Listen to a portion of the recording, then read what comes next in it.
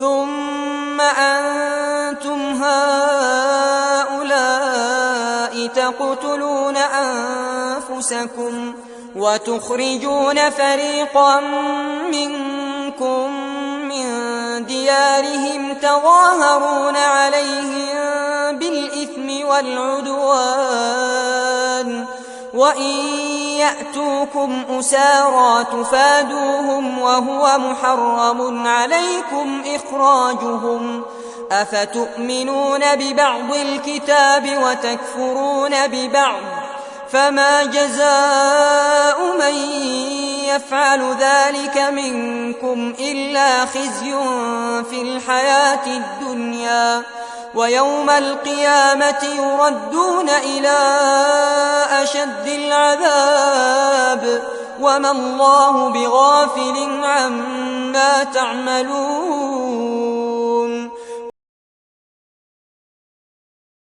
پھر تم وہی لوگ ہو جو اپنے بھائیوں کو قتل کرتے ہو اور اپنے لوگوں میں سے کچھ کو ان کے گھروں سے نکال دیتے ہو اور ان پر گناہ اور زیادتی کے ساتھ حملہ کرتے ہو، اور اگر وہ قیدی بن کر تمہارے پاس آئیں تو ان کا فدیہ دیتے ہو، حالانکہ ان کو نکالنا ہی تم پر حرام تھا۔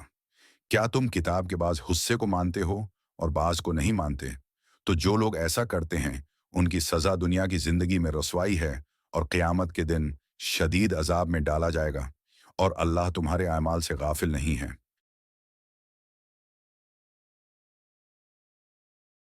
یہ آیت بنی اسرائیل کے اس رویے کو بیان کرتی ہے جس میں انہوں نے اللہ کے احکام کی خلاف ورزی کی۔ ان کے قبیلے آپس میں دشمنی رکھتے تھے اور ایک دوسرے کے خلاف جنگ کرتے تھے، حالانکہ اللہ نے انہیں آپس میں امن اور بھائی چارے سے رہنے کا حکم دیا تھا۔ وہ اپنے بھائیوں کو قتل کرتے، انہیں گھروں سے نکالتے، اور جب وہ قیدی بنتے تو ان کا فدیہ ادا کرتے تھے۔ اس آیت میں ان کی وعدہ خلافی اور منافقت کی مذمت کی گئی ہے۔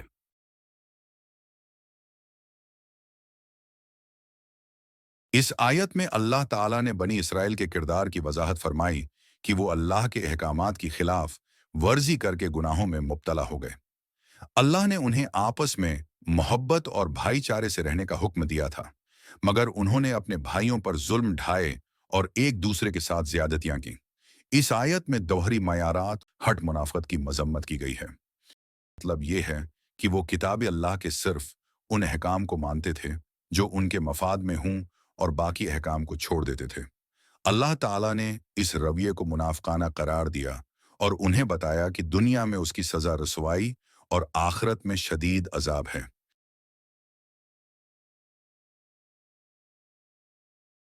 بھائی چارہ اور امن۔ اللہ نے ہمیں آپس میں محبت اور امن کے ساتھ رہنے کا درس دیا ہے۔ عدل اور انصاف۔ اللہ کے احکامات کو جزوی ماننا انصاف نہیں، بلکہ ہر حکم کو ماننا ضروری ہے۔ دوہری معیار کی مذمت۔ منافقت اور دوہرے معیار کی اسلام میں سخت مذمت ہے۔ دنیاوی اور آخرت کی سزا۔ اس آیت سے ہمیں یہ سبق ملتا ہے کہ دنیا میں برے اعمال کا نتیجہ رسوائی ہے اور آخرت میں سخت عذاب۔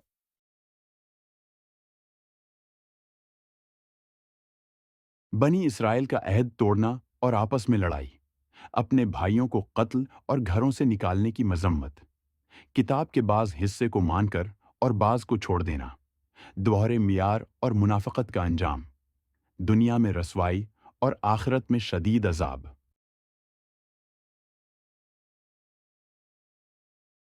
دوستوں کا وعدہ۔ جیسے دو دوست عہد کریں کہ وہ ہمیشہ ایک دوسرے کا ساتھ دیں گے، مگر ایک وقت آنے پر ایک دوست عہد توڑ دے اور نقصان پہنچائے۔ یہی حال بنی اسرائیل کا تھا کہ وہ آپس میں بھائی چارہ نہ رکھ سکے۔ شہری حقوق کا تحفظ، جیسے حکومت شہریوں کو ان کے حقوق کی ضمانت دے، مگر کچھ لوگوں کے ساتھ زیادتی کرے اور انہیں نکال دے۔ بنی اسرائیل نے بھی یہی کیا کہ کچھ لوگوں کو گھروں سے نکالا۔ دوہری معیار، جیسے کوئی شخص دوسروں کو قانون کی پابندی کا کہے مگر خود اس قانون کی خلاف ورزی کرے۔ بنی اسرائیل بھی اللہ کے احکام کو جزوی مانتے تھے۔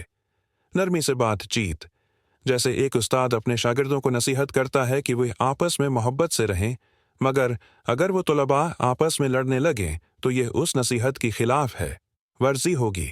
قیدیوں کا فدیہ، جیسے کسی کو قید کیا جائے اور بعد میں اس کے اہل خانہ اسے فدیہ دے کر آزاد کرائیں۔ بنی اسرائیل نے بھی قیدیوں کا فدیہ دیا مگر بعد میں دوبارہ ظلم کرنے لگے۔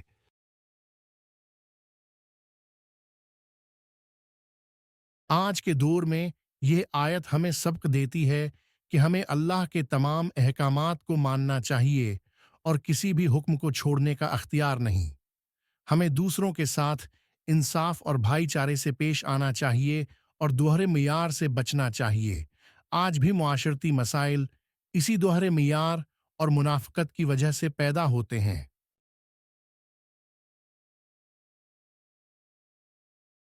اللہ کے تمام احکامات کو ماننا ضروری ہے، دوہرے معیار اور منافقت سے بچنا چاہیے، بھائی چارے اور امن کو قائم رکھنا چاہیے۔ ظلم اور زیادتی کا انجام دنیا میں رسوائی اور آخرت میں عذاب ہے۔